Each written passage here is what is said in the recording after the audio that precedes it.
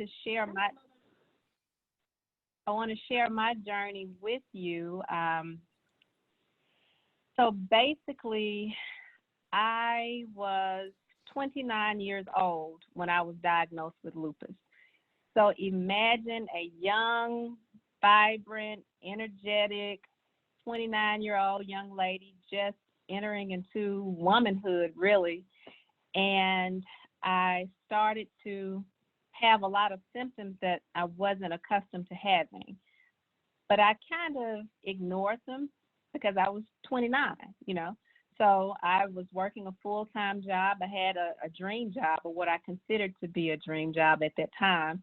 And I was working and exercising. I would go to work every day, come home, change clothes, run 3 miles or walk or jog or trot or whatever I considered myself doing at that time, and go home, eat dinner with my family, have a great time, get my hair done every Thursday, go to the club on Thursday night, and stay out until 2 or 3 o'clock in the morning, wake up at 6 and go to work like it was nothing. And so that was my life. I was 29 and I was really enjoying life. But I started to experience some symptoms and I ignored them. And so I started to have pain in my knees quite a bit. And it had gotten so bad until I could barely walk up the stairs. But I ignored it. You know, my grandmother suffered from arthritis, and my paternal grandmother referred to arthritis as old Arthur. And so I just figured that old Arthur was visiting me early, just like he visited both of my grandmothers. And I ignored the pain, and my knees started to swell a little bit, and my fingers started to swell. And so I went to my primary care physician, and he took a look at my knees, and he said, "That doesn't look good." And he told me that he wanted me to see a rheumatologist. And I was like, okay, yeah, I'll go. I'll see a rheumatologist. And he said, no, you really need to go. And I said, well, okay, I'll go. But of course, I didn't go. And the swelling and the inflammation was the beginning of the worst part of lupus for me, and I didn't realize it. And at that moment, I was just offered a new position. So I work in human resources, and I was working at Baptist as a recruiter, and I'd been at Baptist for 2 years. And my mom is on the call, and she taught for 30 years, and she believes in stability and employment, and you don't leave your job. You get a job, and you stay there. She worked in Memphis City Schools for 30 years. I'd been at Baptist for 2 years, and I was ready to leave. Methodist offered me a position that I was basically doing the same thing, making $10,000 more, and it was closer to the house. And so I was like, Mom, I can't turn this down. And she was like, do not do that. You need to stay with that job and build your career there. Well, needless to say, I left Methodist, and my first week on the job, I started having these symptoms, and I was out of breath, and I was tired, and I would go to work and go home, and it got so bad that I could barely walk across the parking lot. And I mean, this just happened overnight. Imagine 29 years old, and you can barely walk from your car on the parking lot to the front door of the building. And so I would get inside of my office, and I kept instant oatmeal at my desk because I needed to put something on my stomach. And I would eat at my desk and lay my head down. Now, remember, this is a new job. I've been there a month now. And I couldn't function. And I didn't know what was going on. And so I said, well, maybe I'm just overexerting myself. I'm doing too much. You know, I'm running in the streets at night, hanging out with my friends, trying to work out, and it's just too much.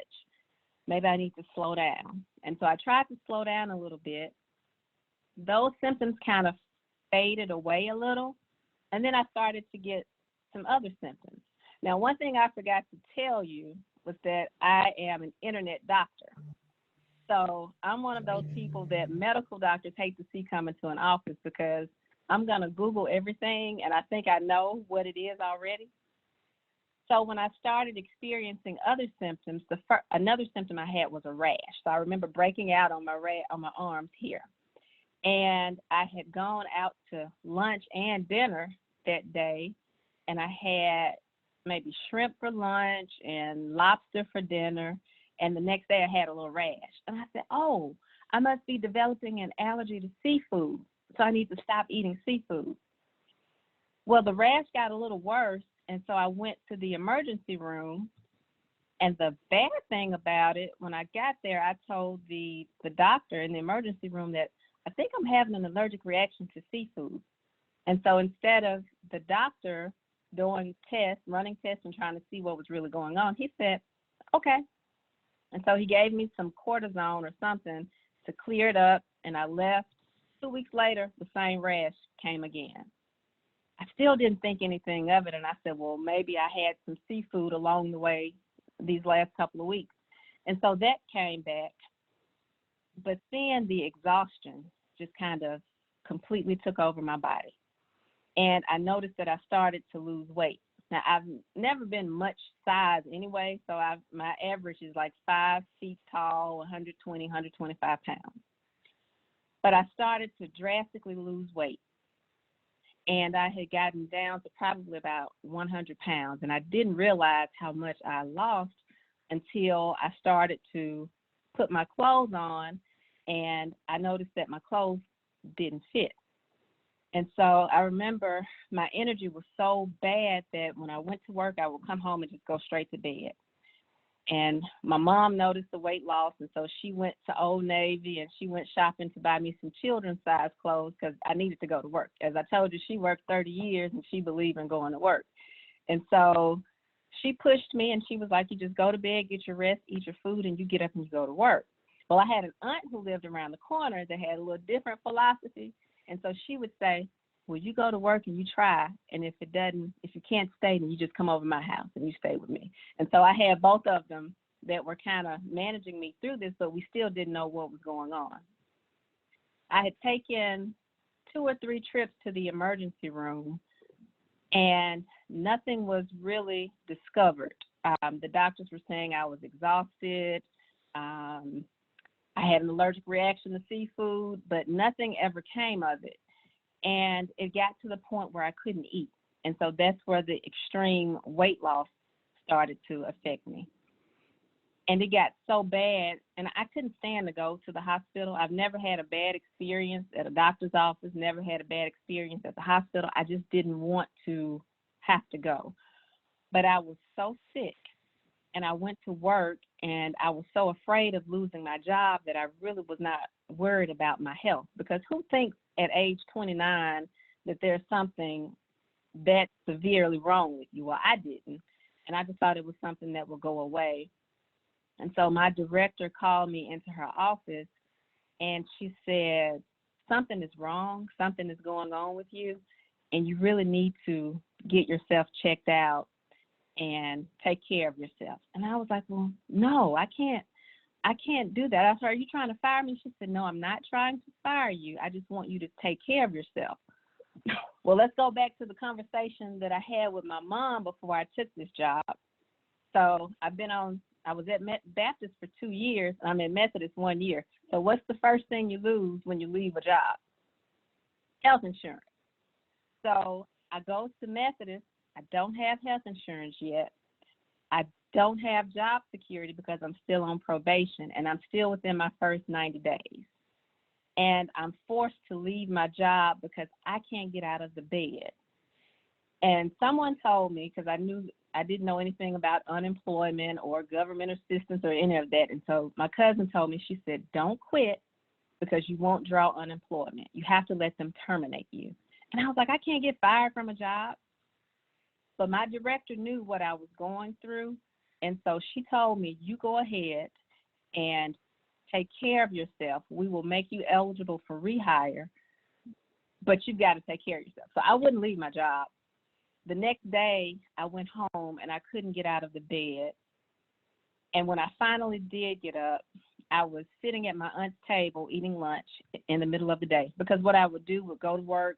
I would go to work and then go back to her house and have lunch with her and take a nap. And this particular day, I couldn't get up from my nap. And so she said, you've got to go to the hospital. You've got to go to the emergency room. Something is going on.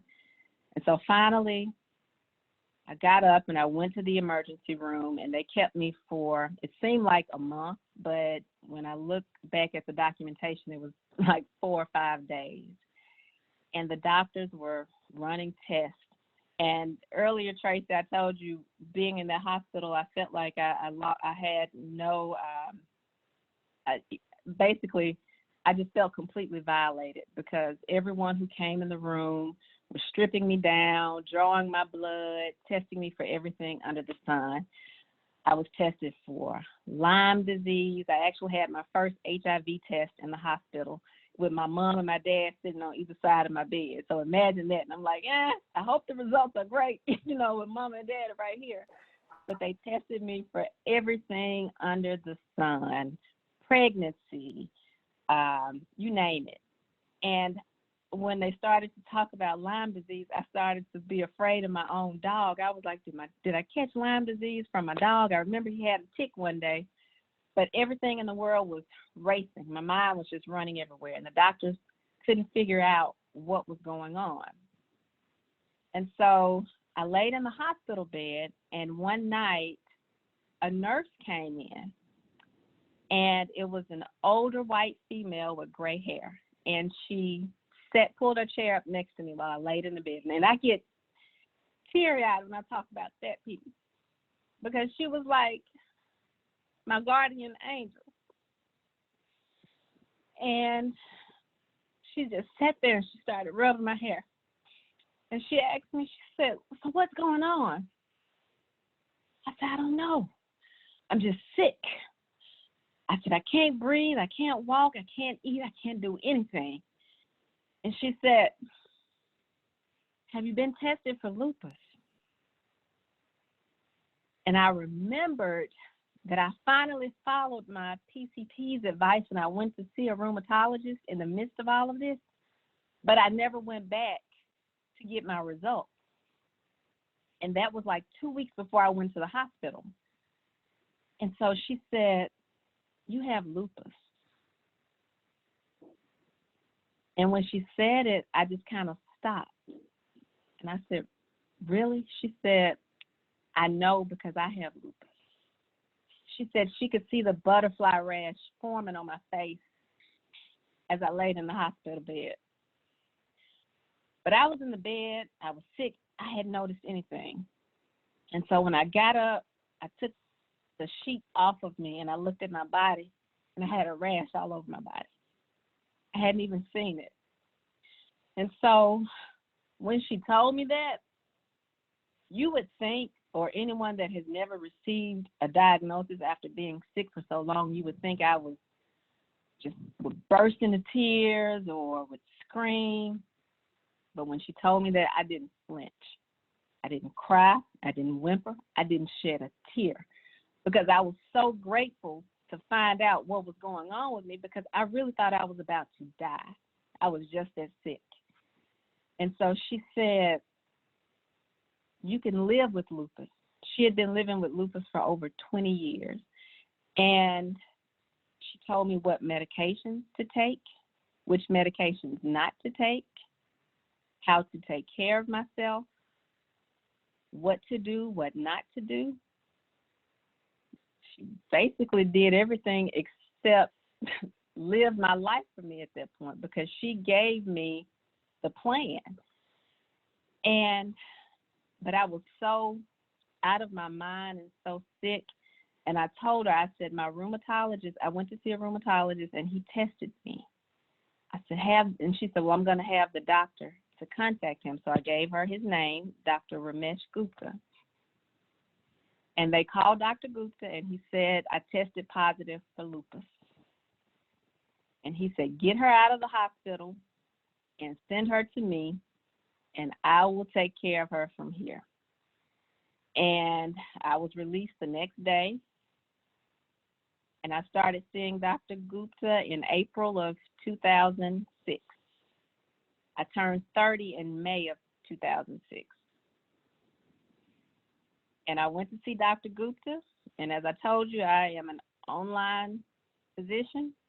And I went and I had a legal pad with all of my notes about lupus, all of the medications I'm going to take. and what I'm not going to take and what I'm not going to do, because I was armed with knowledge. And I went to see Dr. Gupta as weak as I was, and I walked in, and he just sat there.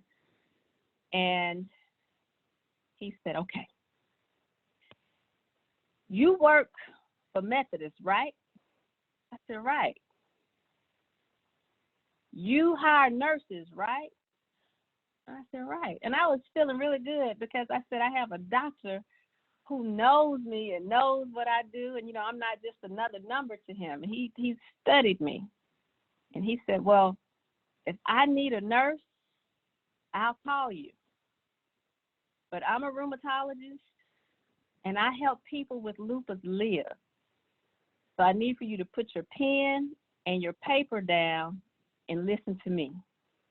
If you listen to me, you'll live a long and healthy life. And I was like, did he just go off on me real nice? And so I laughed on the inside, but he told me, he said, you have to trust me.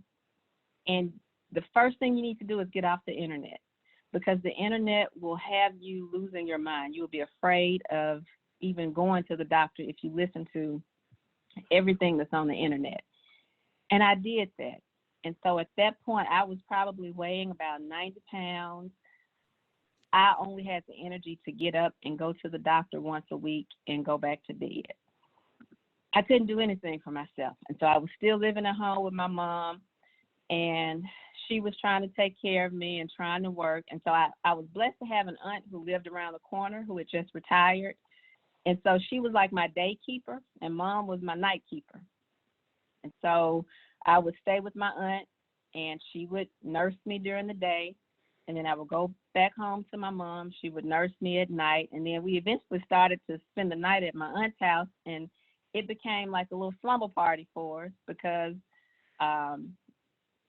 we were like in the same neighborhood, and there was no reason to consistently, leave the houses or whatever. And it was probably best for me not to move as much.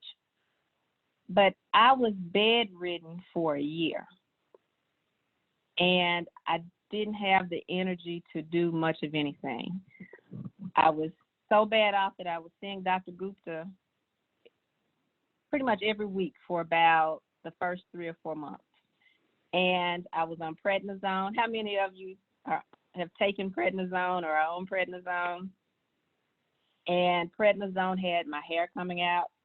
All of my hair came out. I mean, I tried to buy a little wig piece with the claws on it, and I tried to clamp it in, and it just slid right on out of my head because I didn't have enough hair to hold on to it. And I was like, well, you know what? I'm not worried about hair. I can buy some hair, because if I just have the strength to get up every day, hair on my head is the last thing I'm worried about. I had a rash that covered my entire body from my face, and I didn't think my chest area would ever clear up because my rash was so bad. But I was covered from head to toe. I was unrecognizable. And I was taking topical. I had to apply topical creams daily. I had 3 or 4 medications, 3 medications that I was on regularly. And he told me that he didn't want to keep me on prednisone because it has some effects that are not the greatest. I became a little angry from time to time. I watched wrestling growing up, and I remember hearing the stories of the wrestlers being on steroids, and that's why they were so angry all the time. So I became a little angry wrestler. So I needed to get off of the prednisone pretty quickly, but I stayed on for about a year. But it did help me to kind of get back to my normal weight. But Dr. Gupta was great for me, and I started to build my strength back up. And about a year later, I felt that I was ready to return back to work. Well, aside from the fact that I never got approved for disability, I knew I needed to go back to work. And so I basically had to start my career over. So I went from making $50,000 a year, which was $1 million to a 29-year-old, to making $24,000 a year as a clerk. So I went from a senior recruiter to an HR clerk. So my career, not only did my life start over, my career started back over. But I was okay with that. And I had to take baby steps. And I had just enough energy to get up, go to work, go home, eat dinner, go to bed, and do it all over again. So that was a very challenging time. But when you've gone through lupus, which most of you on the call have experienced it, you don't sweat the little things. And I was just grateful for any morning that I could get up out of the bed without pain. Any morning that I could get up out of the bed without feeling like my chest was caving in. And I remember, so my mom is a funny person, and anybody who knows me, I always share stories about her. But my aunt was the soft, gentle, I'm going to hold you and coddle you, and you're going to be okay. And my mom was like, you're 29 years old. You got a life to live. You got to keep it moving. And I remember one day she was sitting in the kitchen, and so she has a window that's like 100 inches long, wide, and she has blinds on the window. And the sun was really hurting my eyes, and so we would have to keep the blinds closed. I couldn't go outside during the day because the sun made me sick. And I walked in the kitchen one day, and she had the blinds kind of cracked a little bit. And I walked in, and I was blinded by the light. And I started to kind of get a little dizzy, and I hit the floor. And my mom just sat there, and she looked, and she said, now, Tori, you know you don't have any insurance, so you might want to get up off the floor. And so I looked at her, and we laughed, and we laughed. And I said, Aunt Martha would not have told me that. She said, you're right, and Aunt Martha's not here. Now get on up off the floor and get you some oatmeal and build your strength up and go back there and go back to bed. And so that was one of my funny moments with her, because she is a tough person. And if it wasn't for her, I would not have been able to fight through what I was going through. It's so easy to fold. It's so easy to give up. But she kept pushing me daily, letting me know you can beat this and you can get back to having a normal life. I really didn't think I could. I was prepared to be sick for the rest of my life. And so I took baby steps. Like I said, I couldn't go out during the daytime because the sun made me sick. I had just enough energy, literally, to go to bed, go to work, eat, and do it again the next day. And so that was 2006. So 2007, I went back to work, and I started to try and live somewhat of a normal life. But I didn't have the energy to live a normal life. And so it's not surprising to know that I lost a lot of friends along the way, because when you're sick and you're down, you find out who your true friends are. And my true friends are my mom and my aunt and my cousins. And I was okay with that, because in times like that, the Lord will reveal who needs to be around you. And I needed to be around people that loved me and that cared about me and that were not just there for what I could provide to them. And I have a big family, a supporting family, and so they were there already anyway. So over time, I started to build up a little strength. And so around 2011, I decided that I wanted to start being active again. And so I went to see Dr. Gupta, because I continued to see him. And my visits actually improved. I went from seeing him once a week to seeing him once a month, once every other month, once every 3 months, to once every 6 months. And so around 2011, 2012, I said, Dr. Gupta, is it okay if I start to exercise a little bit? And he was like, oh, yeah, absolutely. That's really good for people with lupus. And I was like, really? Because the people I know with lupus can barely get out of the bed, so I don't know that many track stars that have lupus. And he said, no, that's really good for you. So I was like, okay. So I started walking. And when I got off work in the evenings, those days that I felt like it, I would walk through my neighborhood. And so 2012 came around. I said, maybe I'll start jogging a little bit. So I went from walking to jogging. And 2013, I said, you know what? I've always wanted to take swim lessons. Maybe I'll swim a little. Dr. Gupta, is it okay if I swim? Dr. Gupta said swimming is great. It's one of the best forms of cardio. Now, I never mastered swimming. I probably took swim lessons every summer for about 6 years, but it was still fun doing it. And so each summer, I try to incorporate something different. And my family laughs at me now because you may ride by, I live downtown, you may see me riding my bike one day, you may see me skating another day. But when you've been where I've been, confined to a bed with your life flashing before you, you don't take anything for granted. And to be able to go outside and enjoy the sunshine now, I'm not going to ever take that for granted, because there were years that I could not go out and see the sun. I would have to go out with a hat with long sleeves on, and it's 120 degrees outside. So yes, when I get off work at 4:30, I'm running outside as many days as I can, because when you've experienced that and it's been taken away from you, you never want to experience that again. So I started to become a little bit more physically active, and not only was it good for me physically, but it was good for me mentally. And so 2016, I'm really rolling now. You know, I'm actually running for real, and I'm getting back to probably better physically than I was before I got sick. And so I started seeing a personal trainer. And while I was working out with the trainer, one of the other ladies in the gym came in, and she had this magazine called Memphis Health and Fitness. And she was on the cover of the magazine. And I told my trainer, I said, I'm going to be on the cover of that magazine next year.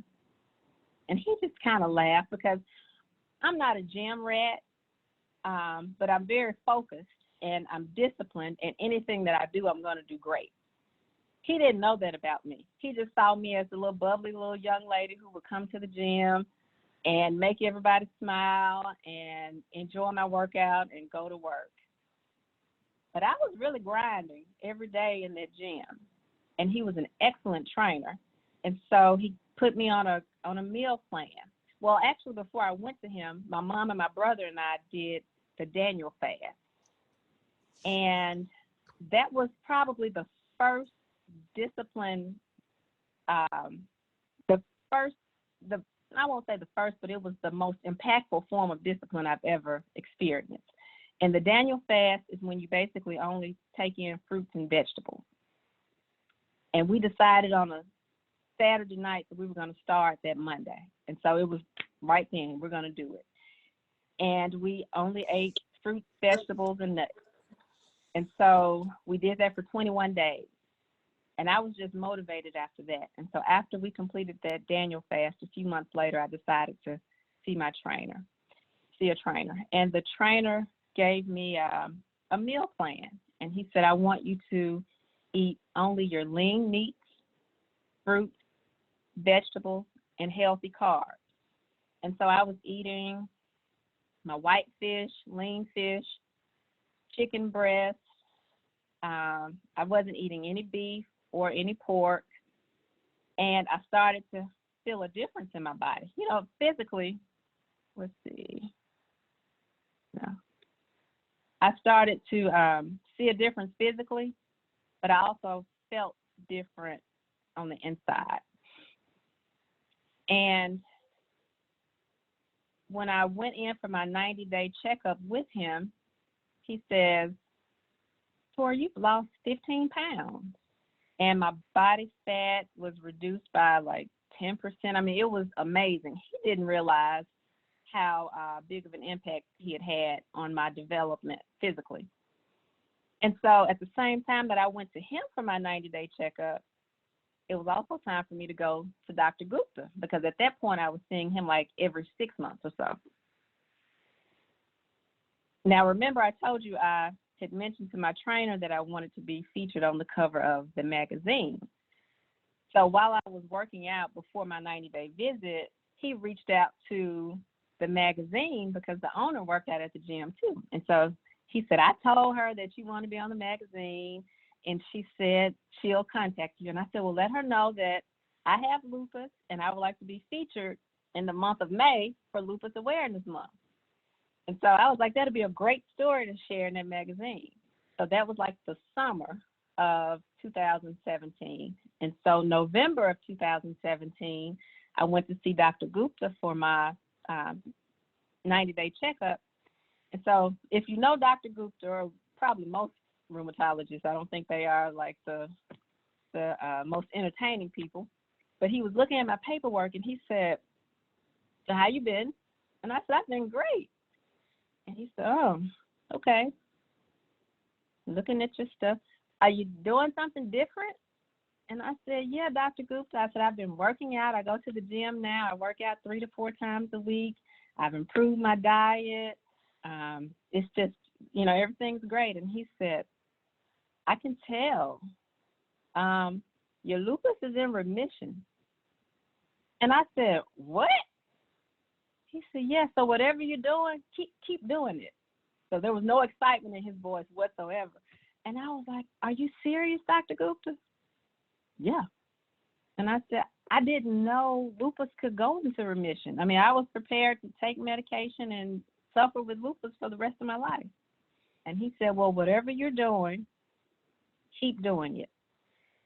And I left out of there with poise and dignity, and I got in my car, and I screamed so loud. I was shouting behind the wheel of my car.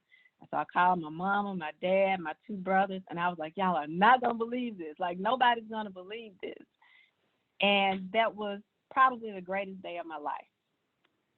But I was so afraid that it was a dream because I had no idea that I could be in remission from lupus. And he told me, he said, "I want you to continue to take your medicine throughout the end of the year. I want to monitor you and see how your body is doing. And then if you're still doing well at the beginning of the year, I'll take you off your medicine." And in January of 2018, he took me off of all of my prescriptions. And so I continued to work out and continued to eat well. And shortly after that, guess who contacted me? The lady from the magazine, from Memphis Health and Fitness. And she said she wanted to interview me for a story. But my story had changed from the time that I expressed interest to the time she was ready to interview me. So it went from being about lupus awareness to being able to share my story of how health and fitness helped me to go into remission from lupus. And I've never felt so empowered in my life to be able to share my story. And for so many years, I walked around hiding it.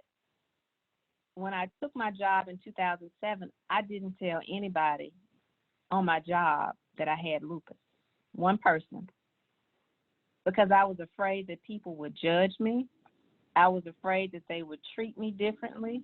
I was afraid that I would be overlooked for promotions or for any opportunities that were presented, because they would look at me and say, "Well, she's sick and she may not be able to come to work some days." But even from the time that I was diagnosed, 2006, from the time that I went back to work in 2007 until the day that I was told that I was in remission, I never had another flare-up. So I only had that major flare-up for that entire year. But the key to keeping it under control was listening to my body. And when my body told me that I was tired, I stopped. I went to bed. When my body said you need something to eat, I ate. When my body said you need to take some time off of work, I did that. In the past, I wasn't listening, because what I realized, I didn't just get those symptoms the week before I went to the hospital. I went all the way back to my childhood when I was a cheerleader in high school and my knees were bothering me. And I thought it was just arthritis because everybody else in my family had arthritis. When I thought I had, it was some condition I read about in Teen magazine when you're extremely tired. I can't think of the name of it, but I thought maybe that's what I had when I was in high school because I was so tired all the time. Chronic fatigue Probably syndrome. chronic fatigue. Yes, I diagnosed myself with that my junior year in high school because I was student council, honor society, cheerleader. I did it all, and I was like, that's why I'm tired. And then I thought about just the pain in my joints that I experienced growing up and even through college. And I realized that I had been having symptoms and signs all along, but I ignored it. And I will share this with anybody. Listen to your body. Nobody knows your body better than you. And I've learned to say no. I've always been that family member that everybody can call. If they need to be driven from Memphis to Nashville, I will get up and I will do it in a heartbeat and wouldn't think twice about it. If they needed me to keep all 5 of their children, I would do it. I would never say no, because that's what family is for. That's what friends are for. But I had to learn to say no if I wanted to stick around and be here for my family. And that's something that I practice. You know, that's not one of my mama's favorite words to hear me say, but I will say no. And I have 6 aunts, and they would all visit with her, and they would all have their own different requests. Can you go get this? Can you do this? Can you do that? And when I started to say no, she thought that was the worst thing in the world. That's disrespectful. You don't tell your aunts no. And I'm like, well, things are a little different now. So sometimes I have to say, maybe not right now. But listening to my body and taking care of my body. You know, we talk about, especially in the Black community, we talk about conditions that are hereditary. And diabetes is passed down in my family. High blood pressure is passed down in my family. Well, poor eating habits are passed down in our family. Poor living conditions are passed down in our family. Lack of exercise is passed down in our family. And so there were generations that could not do better. You know, I talked to my dad, I talked to my grandmothers in the past, and there were times when there were only certain foods that were available to them to eat. And so they had to eat to survive, and they had to eat based on what was accessible to them. But when you're able to do better and you learn better, then that's when you can make those changes in your families. And that's something that I strive to do today. That's a difference that I try to make in my family, with my mother, with my father, with all of my family members. If there's something that I can pass along to them that has helped me to live a healthier life, then I'm going to pass that on to them. And I have been blessed. Today is October 2020. I'm still healthy. I'm not on as strict of a diet as I was on 4 years ago when I started seeing my trainer, but I still monitor what I eat, and I can tell the difference in my body. And I'm grateful for the resources through the Lupus Foundation. I've had a support group with all of the members from the Memphis support group to the Mid-South chapter. Meeting Tracy has been one of the greatest. Tracy's been one of the greatest contacts for me in the lupus community, and it's like we knew each other all along from the first time we met. But just being able to hear others talk about what they've experienced and not have someone to look at you like you are an alien, you know, to have people to understand what you're experiencing. I have one cousin, and I think she snuck on the phone, but she always joked and said, girl, you don't have lupus. There's nothing wrong with you. And I knew she was joking, but looking at me, some days you may not think that there's anything wrong with me. But imagine being 29 years old and riding around with a handicap decal, the looks that I would get from people when I got out of the car. Well, I may not have a physical disability that you can see on the outside, but on the inside, I feel like a 92-year-old woman some days. And so to have this unit, to have this family that I've been able to connect with and receive empathy from, and sometimes sympathy from, has really been helpful. And having those resources, having that education that is accurate, that provides good guidance, has been helpful as well. Taking care of yourself, listening to your body, and forgiving yourself. Those are things that can help you to manage and cope with whatever you're faced with each day. And it doesn't have to be lupus. It could be any condition that you're dealing with. You know, I went through a period of fear after being in remission. Because what do you think was my greatest fear after finding out I was in remission? receiving that diagnosis again. And I had become so afraid of going back in reverse that I was driving myself crazy. Like, I wouldn't eat ice cream. I wouldn't buy a steak. I mean, I wouldn't do anything because I was afraid if I got off track that I would end up sick again. And I was like, well, wait a minute, Tori, you got to remember who healed you in the first place. And so if he brought you through it, if he brought you to it, he's going to bring you through it. And whatever you're faced with, you can handle it. And life is not meant for you to live so strict and so stringent that you can't even enjoy a scoop of ice cream with your mom on a Friday night. I still manage what I eat and I pay attention to how things affect me, but I don't live to the point where I can't enjoy life.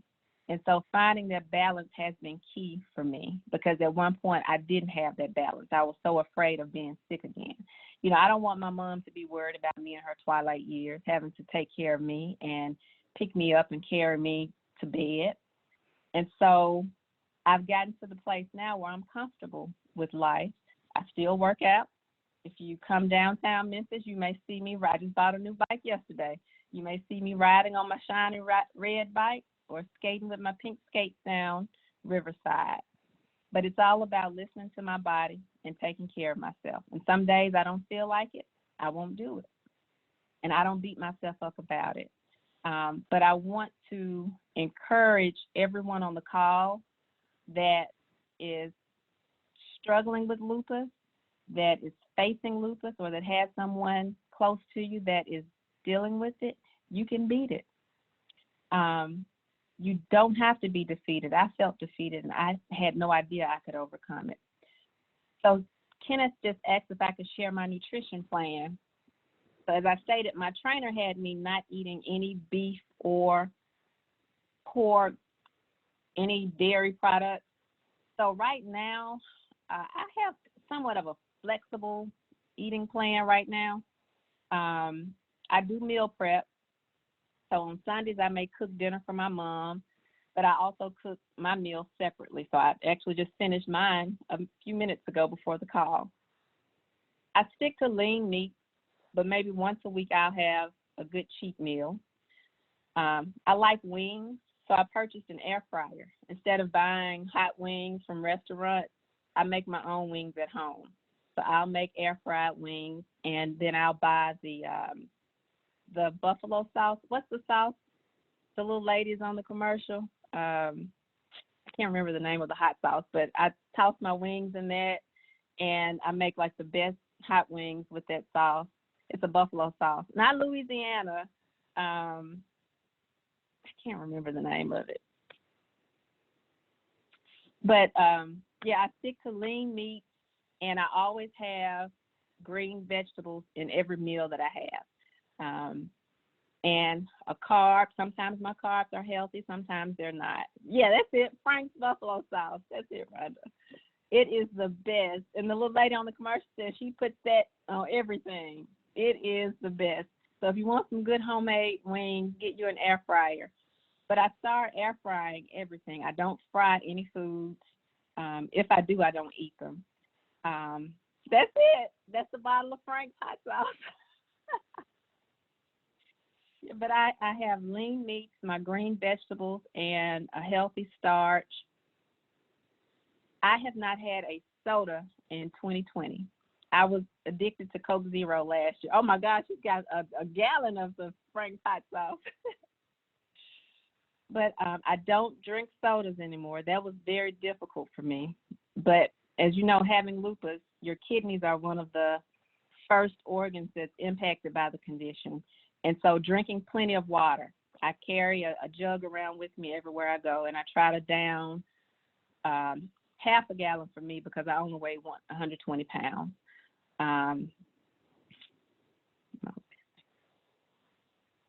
Okay, will you share your weight gain plan? I can send you my email. Okay. So I wasn't on a weight gain plan. Prednisone helped me to gain my weight back properly. So I just kind of maintain now. But eating those green vegetables during every meal, I I had to cut back on dairy because after I did the Daniel fast, I was able to kind of identify which foods my body likes and which foods my body does not like. And it's different for everybody. So for me, there are certain cuts of beef that I can't eat. There are certain cuts of pork that I can't eat that will make me not feel well. So I haven't just like completely cut out beef. Every now and then I will get a filet mignon. I can't eat fatty steaks. I can eat lean steaks. I can eat a lean pork chop and it won't make me feel sick. But with dairy, it just does not like me. And so I have to kind of leave it alone or be close to my house when I have my 2 scoops of Baskin Robbins. But I've started to substitute a lot of things. So like I make homemade sorbet, frozen fruit, and a little homemade juice. Mix it up in my blender, put it in the freezer, and it's not quite as good as my orange sherbet, but it's good enough. It'll give me what I need. But just coming up with those healthy alternatives has really been a lifesaver for me. And during this pandemic, I've been able to cook more at home, even more so, which I've always done so in the past. But this time has helped me to just be a little bit more creative with what I can eat at home or what I can make at home. But I would encourage everyone to, you don't have to do it for 21 days, but if you could just go a period of time where you allow your body to release everything that's in it and then slowly take things back in, you can kind of identify what your triggers are. And I saw that the fatty beef and the dairy were my triggers, and those were the things that I really had to kind of get away from altogether. You guys will remember Gretchen talking in our first nutrition session about elimination diet and kind of figuring out what those things are that trigger your inflammation. So I've just about got that edited so that I can put that online too. I've got a lot to put online. And that's so helpful, Tracy. And I try to do that at least once a year. It just does something for me to cleanse, and then it's easier to transition into a healthier lifestyle, healthier meal plan when you've gone from that elimination. Because when you eliminate, you don't want to bring all those toxins back in because you've come so far and you feel so good when you've eliminated it. Now, I will say this, if you're on medication, you can't do everything that's out there. You know, like when my mom and I would do Daniel, she said there was certain times of the day where she had to have heavier meals because when you're on medication, your body feels differently. And so you have to listen to your body and pay attention to what your body will allow you to do. And don't get caught up in somebody else's story or somebody else's path, because everybody's path is going to be different. And you may look at me and say, oh, well, her path is perfect. Absolutely not. If I showed you pictures of what I looked like in 2006 and 2007, you wouldn't believe I was the same person. I still work out. I wish I could show you my gym in my room. I'm so proud of it. I do have a home gym. I have a stationary bike. I have a treadmill that I don't use. I don't like the treadmill. I do have free weights. It's okay to lift weights. I think it's healthy. Weightlifting is healthy for the heart. You don't have to do heavy weights. You can get some 5-pound dumbbells and use those. I jump rope. Jumping rope is great cardio. But I work out about 3 days a week, and I try to walk almost every day. My dad is 77 years old, and he has walked 3 miles a day for the past 40 years. And I tell myself on those days when I don't feel good, if my dad can get up at 77 and walk 3 miles a day, surely I can do a half a mile. But getting that physical activity in, and it was a buildup. I went from walking 30 minutes a day to doing a full weightlifting workout for 2 hours a day. But it was gradual, and it was over a 10-year period of time. But 3 days a week, even if you can't do anything but walk around the block, just start to get some type of physical activity in, And that's going to motivate you to do even more so. And I can't stress enough, don't compare your story to anybody else's. Don't compare your struggle to anybody else's, because you don't know what your path is, but just continue to live your path and treat yourself good. And if you're around people who don't treat you well, get away from those people. You want people that are going to uplift you, people that are going to support you, and people that are going to understand you. You know, there are some days that you're going to need somebody to rub your head and tell you it's going to be okay. And my cousin has always said that, you know, Toni Braxton and Nick Cannon are two celebrities that are known for having lupus, but you never see them when they're down. And so they put on the face that everything is okay. But imagine going behind those curtains to see what living in their life would be like. I couldn't imagine having to be on like that day after day after day. But my cousin jokes all the time, and she'll say, girl, ain't nothing wrong with you and Toni Braxton. Y'all are fine. But having that little motivation behind me when I would feel bad, she always put a smile on my face when she would say that. And it would make me feel good to know that I don't necessarily look sick every day. But there were a lot of days that I did look sick. But having that support circle has been monumental for me. I can't express my gratitude to my mother for being right there by my side every single day. She never complained, she never skipped a beat, and she never left me alone. Except for when she went on vacation to California with her sisters. They went to a really beautiful wedding, and they left me at home with my aunt. But it's okay. I forgave them for that. She needed that break. But having that support system is, I couldn't imagine being able to manage and live my life without my family around me. They've been outstanding. So any other questions, Tracy, that you want to open it up? Well, someone, Renee, has asked about you offering physical training classes for patients. And, we've talked a little bit. We've had, in the past month, we've had 2 sessions on chair yoga. And, Tori, you and I have talked about moves for lupus that we did in the past. So I definitely want to tap into you with your expertise on that. And maybe you can help us do like a, take 2 cans of green beans and start with with those for weight training. But we'll come up with something like that. One thing that I wanted to ask you about, and first off, thank you so much. I knew you would be tremendously inspiring, and you always are. So thank you again for that. So what do you have a defined amount of sleep that you try to get?